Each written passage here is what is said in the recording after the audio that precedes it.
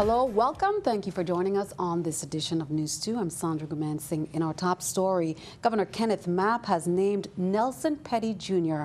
Acting Commissioner of the Virgin Islands Department of Public Works, and that became effective as of 5 p.m. today. The appointment follows the resignation earlier of Mr. Gustav James, who served as the commissioner for 31 months.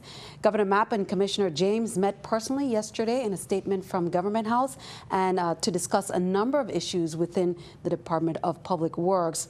In a letter to the governor, Commissioner James advised the chief executive of his decision to resign. James thanked the governor and the lieutenant governor for the opportunity to serve the people of the territory and extends his best wishes to the Mapp Potter administration. In accepting the resignation, Governor Mapp thanked Commissioner James for his service to the people of the VI as Department of Public Works Commissioner, as well as a member of the governing boards of WAPA, VI Waste Management Authority, and VIPA.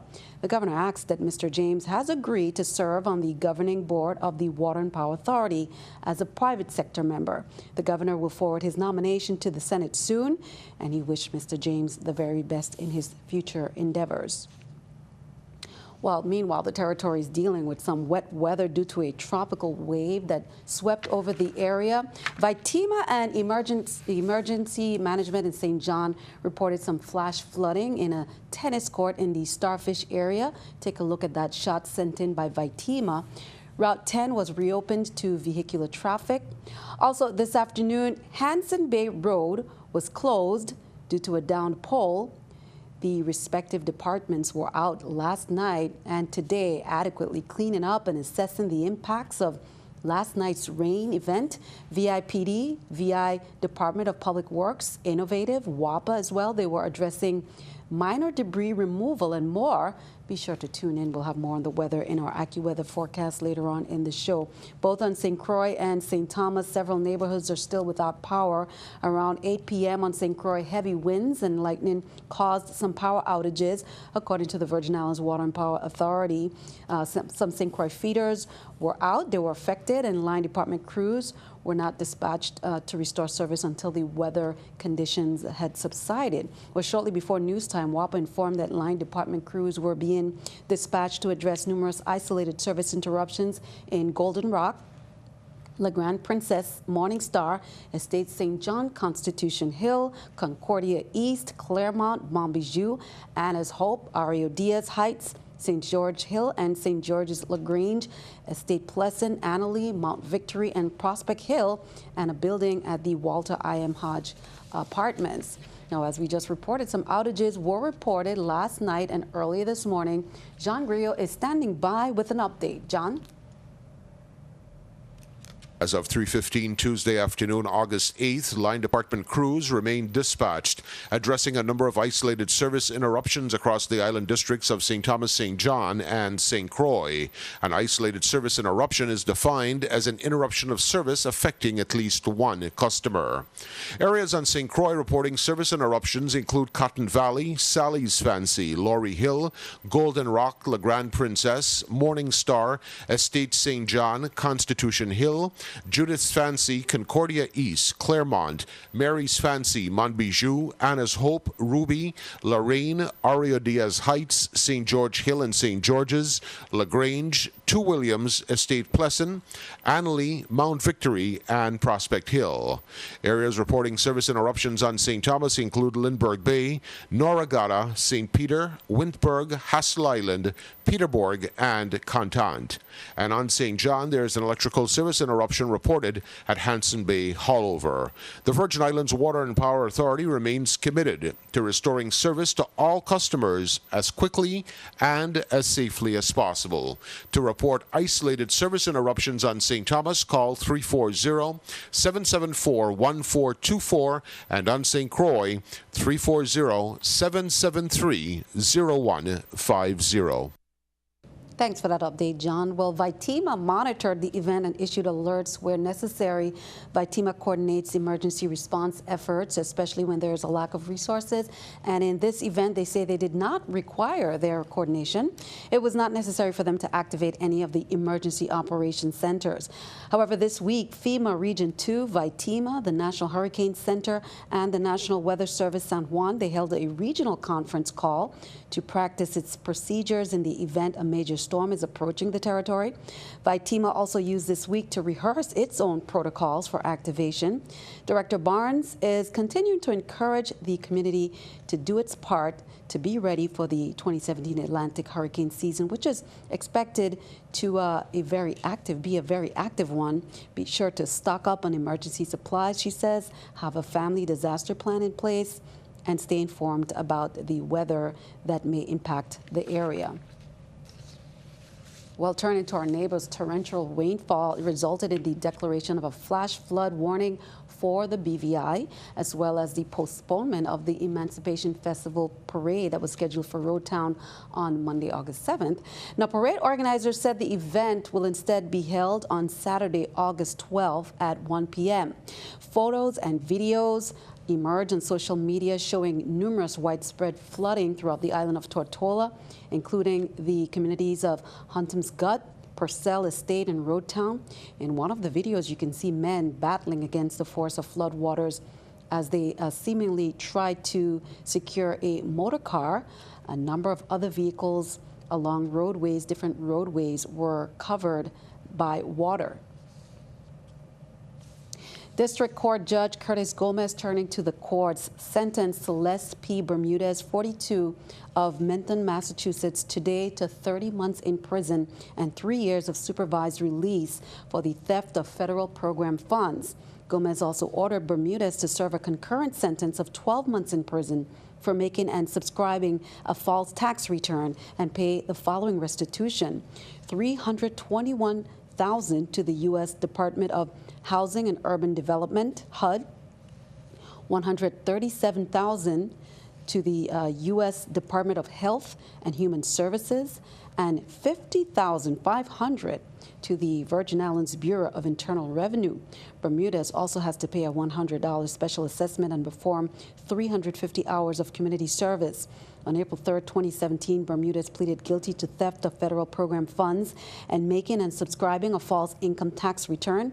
According to the plea agreement, Bermudez was the finance director of the Virgin Islands Community AIDS Resource and Education, Inc., VICARE, a nonprofit organization dedicated to promoting HIV/AIDS education and support services to individuals living with HIV/AIDS. In 2011, HUD approved approximately $1.3 million in grant funds to VICARE. During the period July 1st, 2011 through June 30th, 2014, HHS, Health and Human Services Centers for Disease Control and Prevention, awarded VICARE approximately $627,000 in grant funds. Bermudez admitted to embezzling more than $5,000 of the grant funds during the period January 2012 through December 2013. Bermudez also admitted to making and subscribing a false 2011 income tax return. In that, Bermudez failed to report approximately $135,000 in 2011 income from VICARE. Jashawn Bailey, 30, of St. Thomas, was sentenced today to 12 months and a day in prison for possession of a firearm with an obliterated serial number. And that announcement came from District Court Judge Curtis Gomez. Also sentenced Bailey to serve 3 years of supervised release, pay a $100 special assessment, and perform 350 hours of community service. On April 3, 2017, Bailey pleaded guilty to possession of a firearm with an obliterated serial number. According to the agreement, on December 14, 2016, VIPD officers, while processing a crime scene, discovered a .45 Taurus firearm with an obliterated serial number wrapped in a T-shirt and hat. The investigation revealed that those items belonged to Bailey. Further, the firearm was deemed to be operable and had traveled in interstate commerce. Bailey does not possess a license for the firearm in the Virgin Islands. Stick around, we have much more straight ahead. We'll be right back.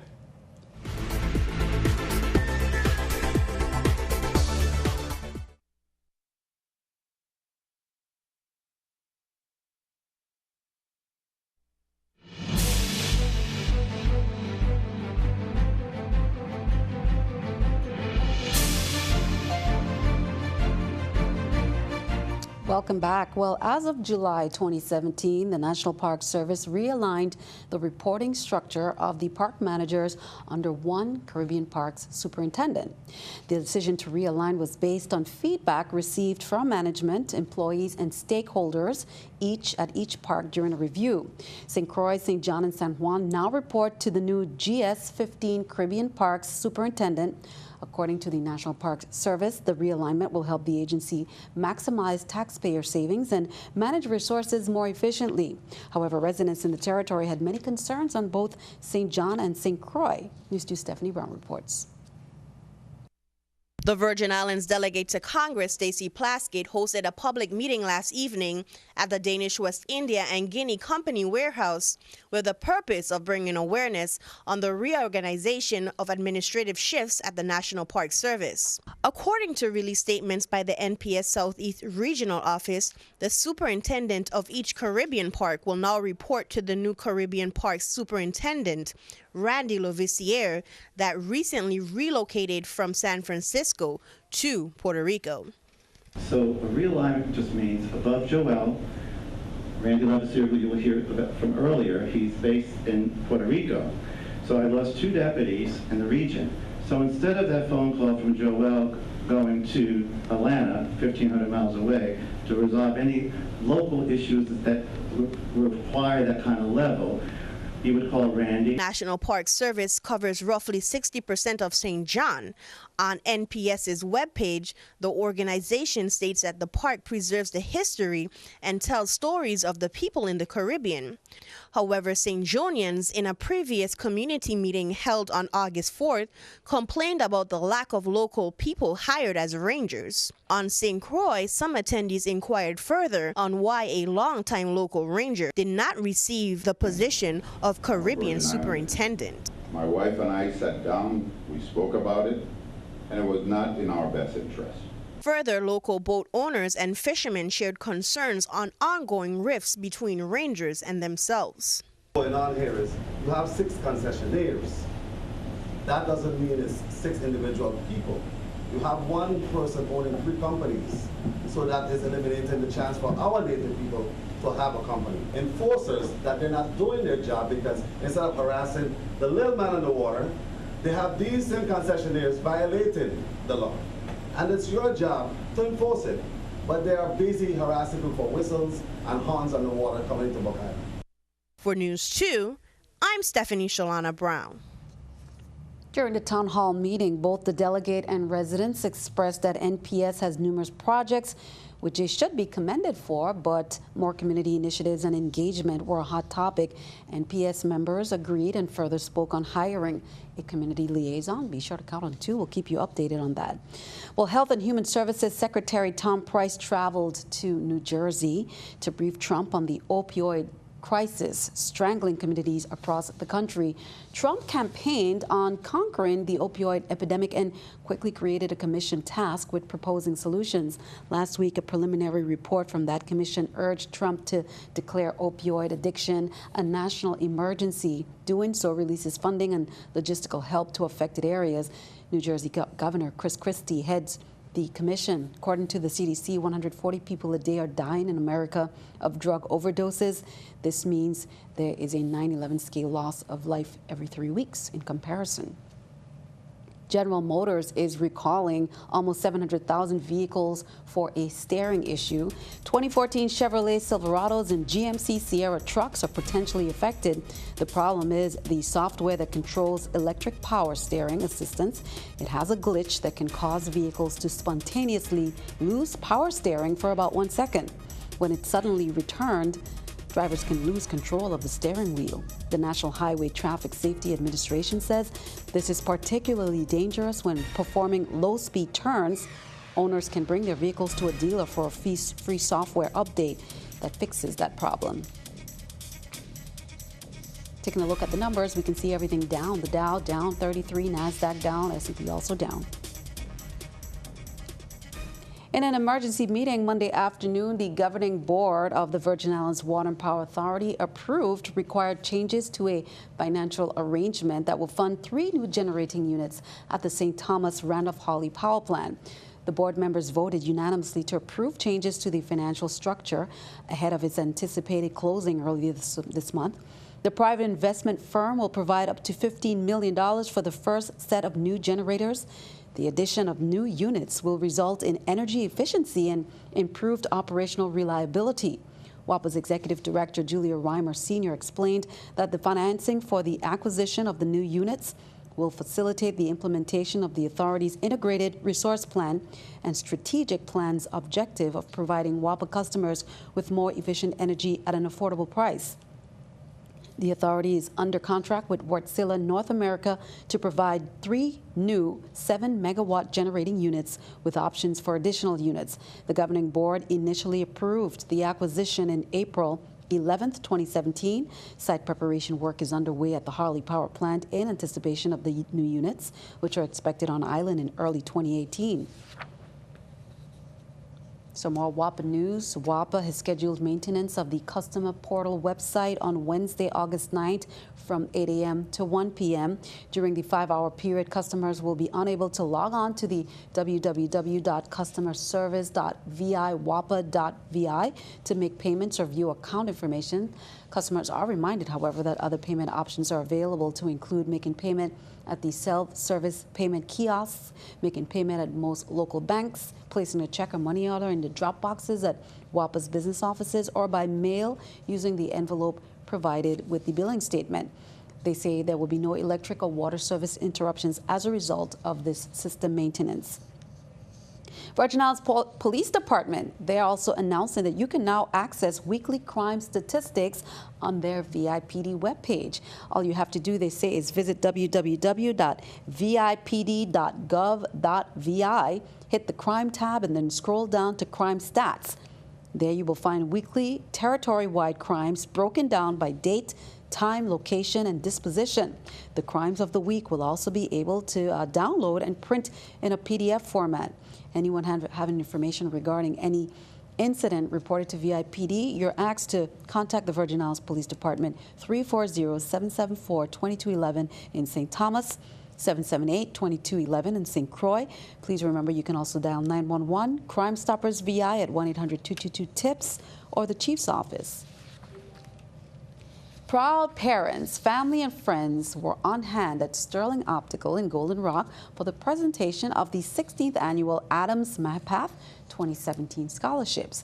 15 students, 10 from St. Croix, 5 from St. Thomas, received a check for $1,500 made out to the college or university they are attending. Here's more. And I noticed with this group of individuals was nursing was overwhelmingly the major that everyone chose, and this has never happened before. It shows me that these young people are caring and they're willing to help in their communities. I'm attending Valencia Community College in Florida. My major is nursing to become a pediatrician. I'll be attending the UVI in St. Thomas. I'll be studying marine biology. I will be attending Barnard College in New York City, and I plan on becoming an American diplomat.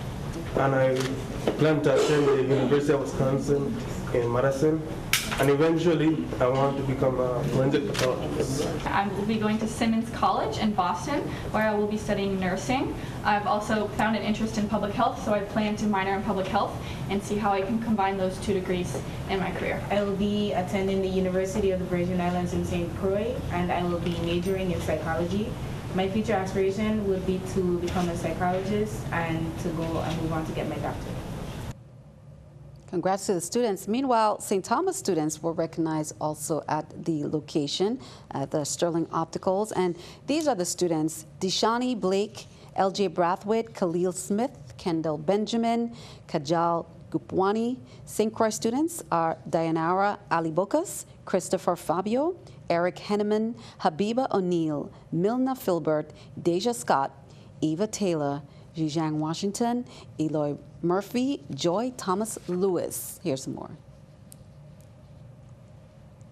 We have been distributing the fund in the Virgin Islands from 2002 to present. That's over the last 16 years. At this moment of time, we've got 15 recipients in 2017.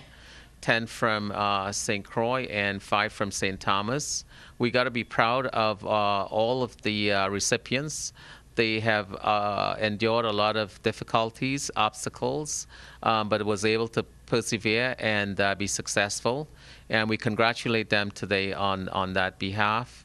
In addition, Sterling Optical would like to thank the community for their continued support over the last 20 years of doing business. We at Sterling Optical are not EDC beneficiaries. We give this solely because we believe it is the right thing to do. Rewarding students and encouraging them on their journey of higher education is something that we are especially proud of doing. It was a pleasure being here to witness again these scholarship recipients, and I want to wish everyone good luck on their journey. Thanks to Sterling Opticals, doing a great job, and congrats to our students. Well, Governor Kenneth Mapp proclaimed this week as Melvin Evans Week, as we shared yesterday. The lobby of Government House displays some pictures right there and some important information sponsored by the Transfer Centennial Commission. Now, on Monday, a wreath-laying ceremony took place at the gravesite of Governor Melvin H. Evans on the centennial of his birth at his gravesite located in the Christiansted Cemetery. The event was orchestrated by the Virgin Islands Transfer Centennial Commission, with the Virgin Islands National Guard, Virgin Islands Fire Service, Emergency Medical Services, and the Virgin Islands Police Department playing a significant role.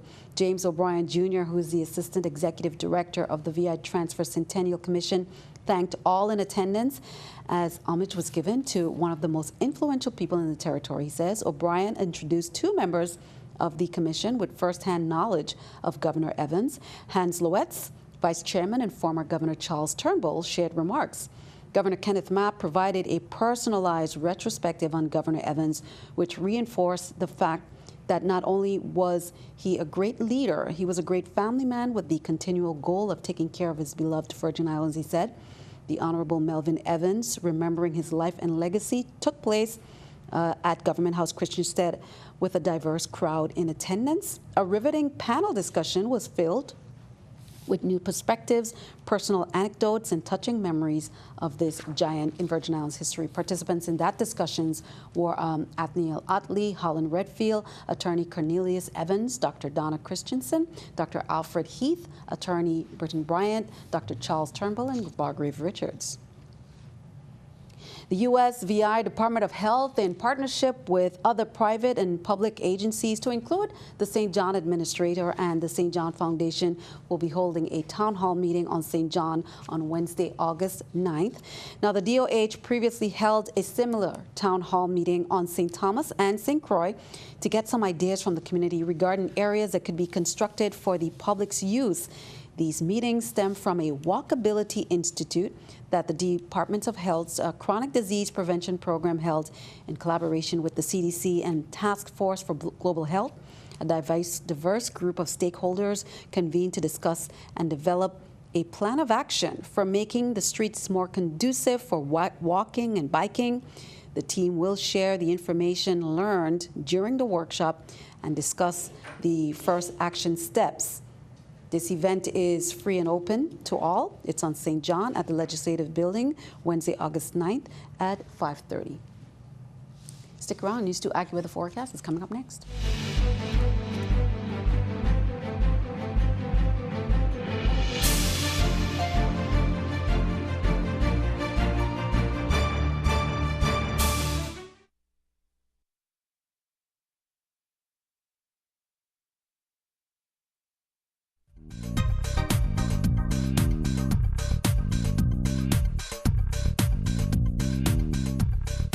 Seeing a few showers pass through the islands today. Not nearly as wet as it was last night, especially for our friends on the British Virgin Islands. Flooding conditions there. So certainly a big storm hit them last night. Today drying out for us. Just a couple of showers passing through today. Tonight it's going to become drier, partly cloudy skies. 79 degrees for our overnight low. Tomorrow we could see a shower or two pass through St. John. 89 degrees for the the high temperature. St. Thomas 89 as well with a shower or two. And also in St. Croix, we could see a shower or two. Very brief, passing through with a high of 91 degrees. Here we are for the Atlantic marine forecast. Waves 3 to 5 feet. Winds out of the east 15 to 20 knots, which is very typical for this time of year. The Caribbean, same story. Waves 3 to 5 feet. Winds out of the east from 15 to 20 knots. We don't have any advisories to tell you about. Here's the 5-day forecast. Well, Thursday, we could see just a brief trade wind shower or two, 89 degrees. And then by Friday, we could see an uptick in showers as a tropical wave approaches, 89 degrees there. Saturday, a shower or two is possible, 89 degrees. And then on Sunday, a brief shower, so much drier there on Sunday. Not that we're having any wet days here this week, still beach weather. Just a shower or two should be expected. Much drier Sunday, though, with a high of 89 degrees. Sandy, back to you. Thank you. Well, the exact opposite. Safe Ralph sends this sunny picture. 10 years of age, representing the LCR Community Learning Center. Ralph, thank you for that sunny outlook there with the heart in between. Send us your News 2 weather picture to the address on the screen and tune in to see it right here on News 2. Stick around. News 2 Sports comes your way next.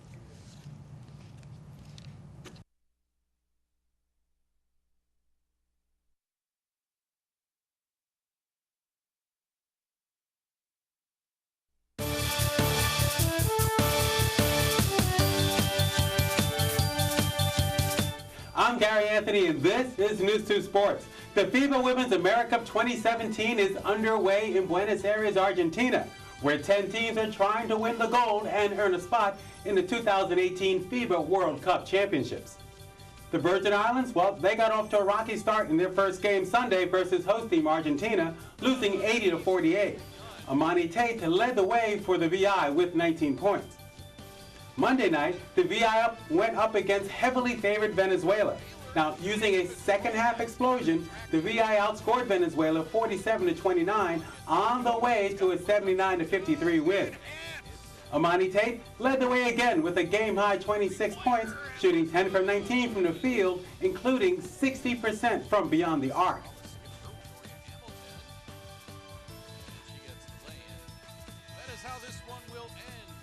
And in a game just completed hours ago, the VI fell to Colombia 70-63. Again, the VI got off to a slow start and were down 19 points at the half, 38-19. Led by Amani Tate's game-high 16 points, the VI managed to fight back to within 4 points, but they could not overtake the Colombians.